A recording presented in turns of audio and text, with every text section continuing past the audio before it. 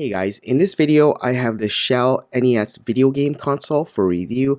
I picked this up online at AliExpress for about $25 with free shipping, and as you can see it looks like an NES cartridge. Even comes with the signature black sleeve. It's not just a cartridge with some ROMs on it, it's an actual game console. It's essentially one of those NES on a chip consoles but stuffed inside an NES cartridge, which is really cool. I think this was inspired by a few DIY builds where they stick a Raspberry Pi Zero into a cartridge. You just plug this up to your television using the included RCA cables and 5-volt power, and then it plays the NES games. So it has 118 built-in games, and the selection is actually very good with a lot of NES classics. Here's a list of them if you want to see what is included.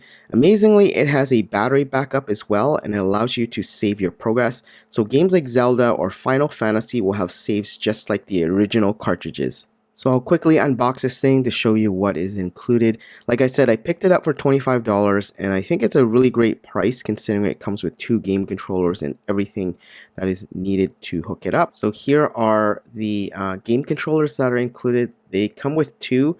And it actually is the same size as the original NES, but it does have a couple more buttons.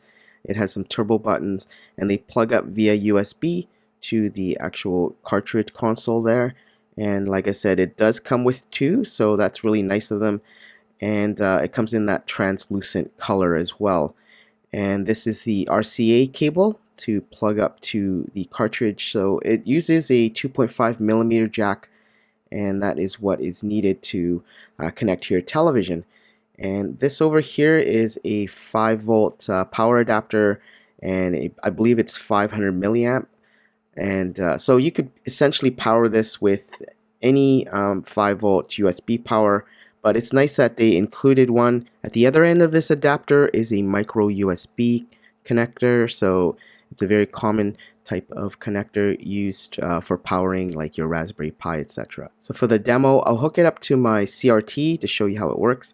This is my 8-inch Sony Trinitron that I use for my retro systems. So the first cable you want to hook up is the AV out cable, the RCA cable, and now we're going to hook up a controller. So the left side is player 1 and the right side is player 2, and now we're going to hook up the 5-volt USB power that plugs in there, and there's a switch. Depending if your region is PAL or NTSC, you would flick it to the left or right. So here it is booted up. I'm just going to quickly show you the menu system. It's very simple, and like all these Chinese NES on a chip systems, they do have a screenshot, and you scroll through the pages by using up and down or the left and right buttons for switching complete pages. I'm going to quickly flip through them so that you can see what is included. If you want to take a closer look, make sure you just pause it. But there are 118 games, and as you can see, they have a pretty good selection of the most popular NES games from the 80s. And I'm going to just demo a couple of games here for you, and I'll try to play a little bit of the audio, but I don't want them to be content matched, so I'm just going to play them at a very low volume. And here is Mega Man 2, one of my favorite games, and of course this is the North American version, because in Japan it was called Rockman 2. And for this game I always start off with Airman. That's the boss I want to go after first. I'm actually very impressed with the build quality of this, considering it's only $25, but the controllers feel really nice, and it's made out of some really nice plastic, and it feels just like an NES controller, but with the extra turbo buttons. I recently bought some NES clone controllers from eBay, and they weren't even this nice in terms of quality, so definitely a surprise. To reset the game, there's a button right there between the AV output and the first USB controller, and you hit that and it will bring you back to the main menu. Like I said, it does have a really good selection of games. It even has Zelda 1 and 2. So it's usually these type of games aren't available on these NES on a chip systems.